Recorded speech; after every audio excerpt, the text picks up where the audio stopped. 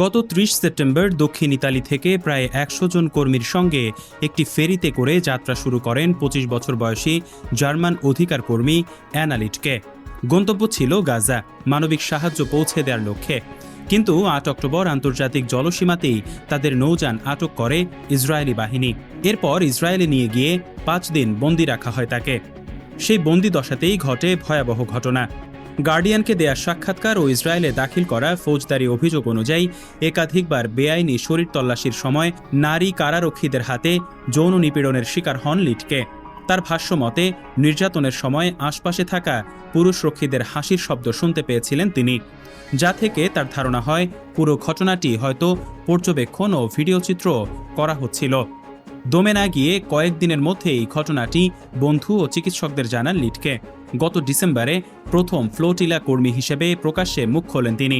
এরপর আরও ১ ডজনেরও বেশি কর্মী একই ধরনের যৌন নিপীড়নের অভিযোগ তোলেন, যাদের অধিকাংশই নাম প্রকাশ করেননি।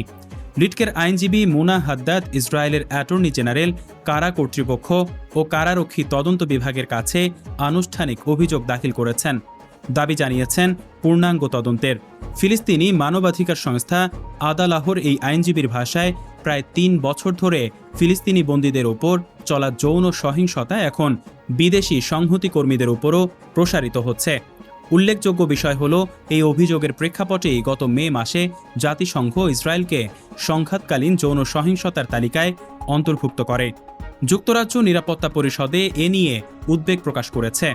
অস্ট্রেলিয়ার পুলিশ এবং ফরাসি প্রসিকিউটররাও পৃথকভাবে তদন্ত শুরু করেছে নিজ নিজ নাগরিকদের অভিযোগের ভিত্তিতে। লজ্জা না পেয়ে বরং এই ঘটনাকে নিজের অধিকার আন্দোলনের অংশ বানিয়েছেন লিটকে। তার ভাষায়, আমরা চুপ থাকলে তারা অন্য কারো সঙ্গেও একই কাজ করবে। একটি মানবিক সাহায্যের যাত্রা কিভাবে রূপ নিতে পারে ভয়াবহ এক অভিজ্ঞতায়, তার প্রমাণ অ্যানা লিটকের এই গল্প।